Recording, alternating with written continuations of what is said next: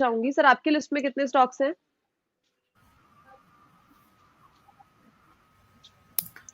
देखिए, आज के लिए तो एक ही स्टॉक्स है, बट मैं अपने कुछ पुराने स्टॉक हैं जो कि दिए हुए हैं, उन पे थोड़ा सा एक अपडेट देना चाहूँगा। सबसे पहले तो जी। देखिए 10 अगस्त 23 को हमने एक स्टॉक दिया था हुडको, HUDCO। तो हुडको 65 रुपीज़ के रेट पर दिया था। देखिए मल्टी बैगर स्टॉक साबित हुआ है ये। 178 के अभी रिसेंटली स्टॉक ने हाई लगाए थे, हालांकि अभी भी देखिए अब 165 के आसपास चल रहा है। और हुडको में देखिए हमने पहला टारगेट जो दिया था इनिशियली वो 100 का था, उसके बाद 134 का टारगेट बढ़ाया, उसके बाद 150 का टारगेट बढ़ाया। अभी इसमें और टारगेट अपना बढ़ाना चाहता हूँ, क्योंकि देखिए फंडामेंटल्स में अभी भी कंटिन्यूस इंप्रूवमेंट जारी है और रिजल्ट्स कंटिन्यूसली बढ़िया आ रहे हैं। मुझे लगता है कि अभी भी स्टॉक में स्टीम बाकी है, और मेरा अगला टारगेट जो स्टॉक में रहेगा वो 194 का रहेगा। तो 194 के लिए जिन लोगों के पास हुडको, जिन लोगों ने हमारी सलाह पे लिया है 65 के रेट से, ऑलरेडी मल्टी बैगर हो चुका है, बट अभी भी पोटेंशियल बाकी है स्टॉक में, क्योंकि स्टॉक में अभी एक री रेटिंग बाकी है। स्टॉक मुझे लगता है ये कंपनी जो है, इनको हो सकता है हाउसिंग फाइनेंस कंपनी का दर्जा मिल जाए, तो एक फैक्टरिंग अभी नहीं हुआ है, तो वो फैक्टरिंग हो जाएगा तो स्टॉक में एक जबरदस्त री रेटिंग की संभावना है।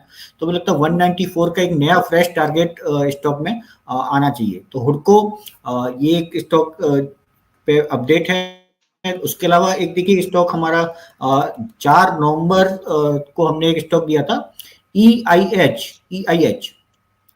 EIH को दिया था हमने 225 के लेवल के आसपास बाइंग के लिए दिया था, और स्टॉक में जो हमारे टारगेट थे वो 300 के थे। देखिए अभी भी स्टॉक 324 के आसपास चल रहा है, तो टारगेट अचीव हो चुके हैं। तो जिन लोगों के पास, जिन लोगों ने हमारी रिकमेंडेशन पे लिया है, वो लोग अपना प्रॉफिट बुक कर सकते हैं। करीब करीब 30-40% का आसपास का अभी पिछले 2-3 महीने में ये स्टॉक रिटर्न दे चुका है, तो बड़े अच्छे रिटर्न स्टॉक ने दिए हैं। और देखिए लास्ट वीक मैंने एक स्टॉक दिया था स्पार्क, जिसमें कि स्टॉप लॉस हिट हो गया एक्चुअली। तो क्योंकि स्टॉक ने इंट्राडे में वो लेवल्स तोड़ दिए थे, तो वो स्टॉक में एक स्टॉप लॉस हिट हो चुका है।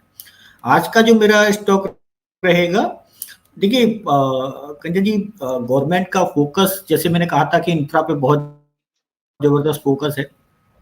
अब भारतमाला परियोजना के अंतर्गत गवर्नमेंट 20,000 किलोमीटर के रोड्स बना रही है, जिसमें कि 3600 किलोमीटर के रोड्स ईस्ट इंडिया में बनेंगे, ईस्टर्न इंडिया में।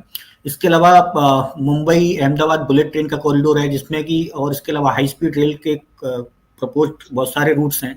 इसके अलावा गवर्नमेंट 84 लाख से ज्यादा हाउसेज प्रधानमंत्री आवास योजना के अंतर्गत कंस्ट्रक्ट करने वाली है, जिसमें से कि 30 लाख से ज्यादा घर जो है वो ईस्ट इंडिया में रहेंगे।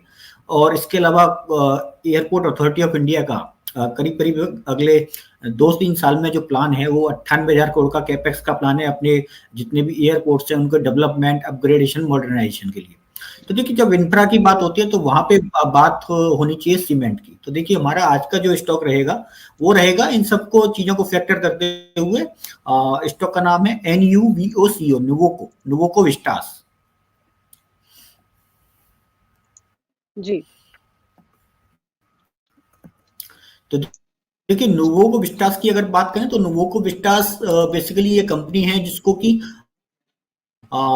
इनिशियली निर्मा जो ग्रुप है, निर्मा ग्रुप ने इस कंपनी को इनिशियली, NVCL जो है वो निर्मा ग्रुप का पार्ट है, और ये इस कंपनी को निर्मा ग्रुप ने सीमेंट बिजनेस में 2014 में एक ग्रीनफील्ड सीमेंट प्लांट था निम्बोल का, वहां से इसको शुरू किया था। फिर इन्होंने लाफार्जे होलसेम जो है उसका जो बिजनेस है वो 2016 में एक्वायर किया, वहां से इंडियन मतलब सीमेंट इंडस्ट्री में अपनी पकड़ बनाई।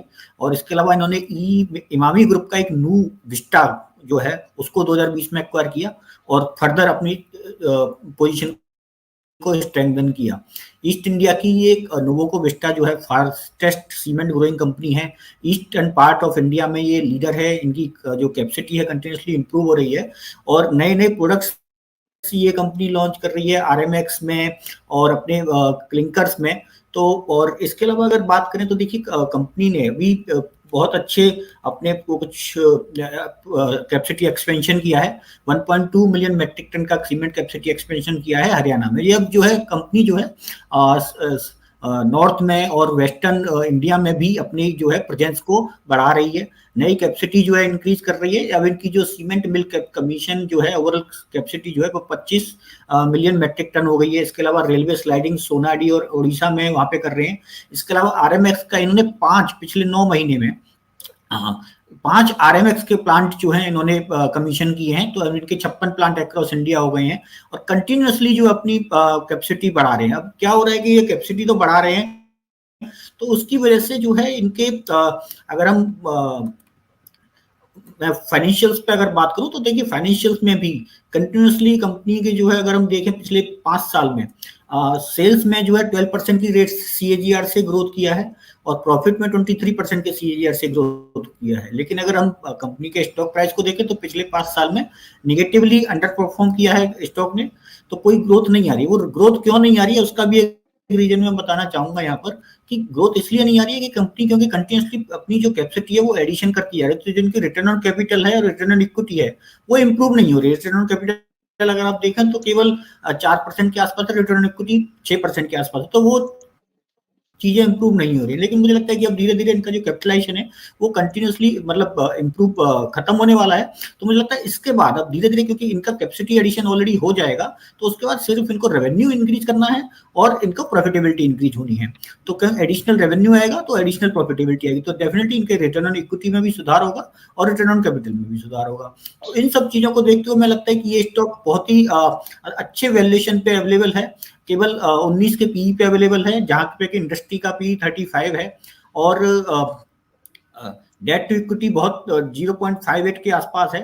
तो इन सब चीजों को कंसीडर करते हुए मैं लगता है कि जो स्टॉक टेक्निकली भी हमें काफी अच्छा लगता है। वीकली चार्ट पे अगर देखें तो एक अच्छा कंसोलिडेशन स्टॉक कर रहा है।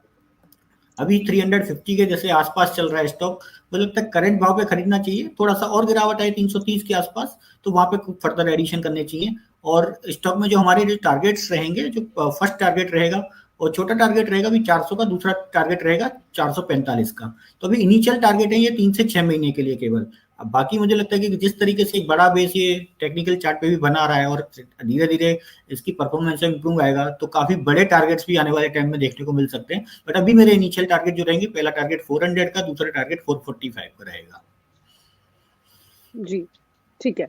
तो सर ने एक नया अपडेट दे दिया, सर ने अपने जो पुराने स्टॉक्स है उनका अपडेट दे दिया और नया स्टॉक रिकमेंडेशन दे दिया है, वो है नोवोको। यहाँ पे आप अपनी पोजीशन बना के चल सकते हैं और फंडामेंटली और सारी चीजें सर ने बता दी है कि चार्ट्स पे कैसा लग रहा है, साथ ही साथ फंडामेंटल्स कंपनी के किस तरीके के इस टाइम पे दिखाई दे रहे हैं।